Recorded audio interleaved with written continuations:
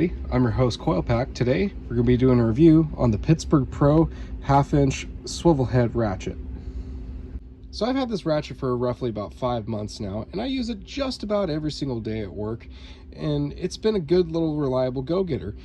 It's not the greatest of ratchets in the flex head 1/2-inch category, but it's not the worst at the same time. I wouldn't necessarily call it the Honda Civic of its category, but it's reliable. It gets the job done, especially if you're somebody who's starting out in the industry, can't necessarily afford to rack up a bunch of bills with the tool trucks, and you need something just to get you by, especially, you know, having a flex head 1/2-inch. You know, it's reliable. It gets it done, but it does have its shortcomings, and we'll get into that here in a little bit. That being said, she's not necessarily a breaker bar, but she comes in roughly about 18 inches, give or take maybe a 32nd to an 1/8 of an inch. So she's got some length to her, so that will give you a little more leverage on whatever you're working on. But I will caution you, I have noticed, especially when a fat guy like me is really laying down onto it, you get a lot of flex here in the handle and a lot of flex up here, which is to be expected with a flex head ratchet.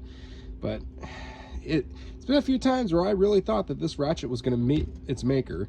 It's held up, but I've had a lot of worries with doing situations like that. But she's still here and she's still rocking and rolling. So let's get into the meat of it. So, as you can hear, not bad on the sound of those teeth. This is a 72 tooth ratchet. I have not opened this up at all to grease it. I don't know if you could see on the video, and why I'm wearing gloves is this thing is definitely saturated in diesel oil. So I'm not so worried about the lubrication, not so worried about trying to slap any grease in there or anything like that. I'm sure some grease has gotten in there over the time. I have not dropped this into an oil pit or anything like that, but I've definitely have collected a fair amount of oil. This is real slick. But the flex head itself is not terrible. It's requiring a decent amount of force to move that. It's not necessarily flopping around. I mean, well, you know, just flopped right there, but as you can see, it's not terrible. It's not, you know, it's not a locking flex head, so it's not going to hold itself completely. But, you know, it's not necessarily just loosey-goosey bouncing around everywhere. And, you know, I can play with that screw if I wanted to, if I wanted to try to tighten it up. If it did start getting loose, maybe throw a little bit of a Loctite or what have you to kind of try to hold it in place. But, you know, with how it sits now, I'm not mad about it. However, once you get a socket on here, that's when things start to bounce around a little bit more. But the proof's in the pudding. I mean, it holds up decently, but it's definitely, you know, not the greatest thing out there. Unfortunately, something I really just don't like about it is it's just a normal flex head. It's not a locking flex head. And honestly, this would be probably one of my favorite ratchets if it was a locking flex head. For the money, I should say. I'm a little bit of a ratchet snob. I like nice ratchets. I have a whole drawer in my toolbox at work dedicated to ratchets. But, you know, I can't complain too much. Beggars can't be choosers. But I would love to have this in an actual locking flex head. But I don't know if you guys can hear or kind of see that little hesitation right there. That's always a little worrisome to me, you know. But, you know, not too bad on the flex, but what are you gonna expect for $35?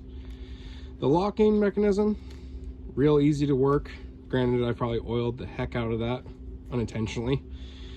And it's nice having that little off and on, you know, especially if you're dyslexic and half stupid like I am, you know, kind of makes your life a little easier.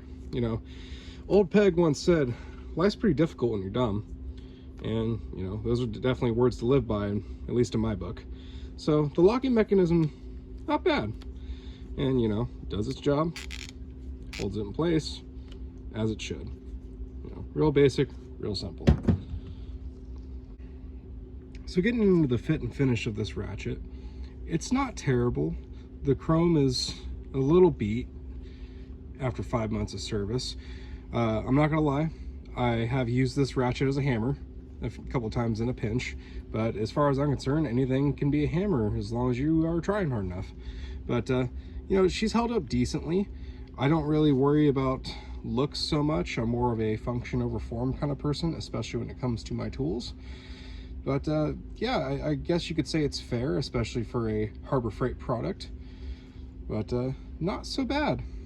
But going on into the handle, the handle's strange. It seems to be two different types of materials, if you ask me. This red right here seems to feel like a hard plastic is the best way I can describe it. And the black is like a really, you know, solid tire rubber is the best way I can try to you know, describe it to all of you. So it's not terrible, it's not the greatest, but it's not the worst. Kind of like just this Ratchet in general. But you know, and I'm more of a guy who likes a comfort grip, so I mean, it gets a pass in my book. It's not bad. As you can see, the handle's starting to get a little tore up from use, you know, especially from, you know, sliding it out underneath vehicles when I'm working out in the lot where, you know, it's not a smooth paved shop floor, so definitely getting a little rippage on that. But you know, she's holding up after 5 months of service. It's been decent and it's been reliable.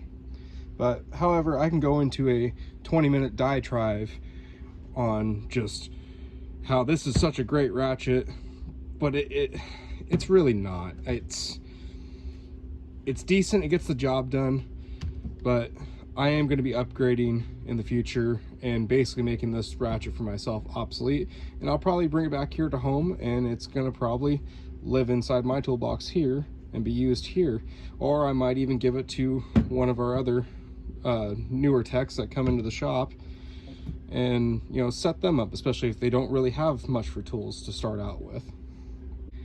But all in all, before I go on a 1-hour rant about this tool, if I was to give it a 1 out of 10, 1 being the worst tool I've ever had, 10 being the best tool I've ever had, I'd give it a solid 7. You know, this thing is held up. It's been great, been reliable. I do have some gripes about it, especially the biggest one being that it's not a locking flex head. But that's on me. I bought it on non-locking flex head. But she's fair, and especially if you're getting started out in the industry or you're a weekend warrior and you need a Ratchet with a flexible head on it, you know, for 35 bucks, I recommend it. It's decent. It gets the job done. Well, I appreciate you all watching. I hope you all enjoyed watching me talk about a Ratchet for 5 to 10 minutes. But I hope it was insightful for you and helped you guys figure out if you are going to purchase this Ratchet or not.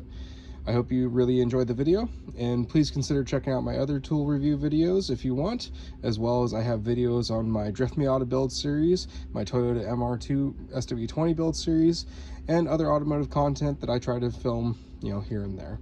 I really appreciate you guys watching. I hope you enjoyed the video. Please consider subscribing. It really helps me out. I've been your host, Coil Pack. Y'all have a good one.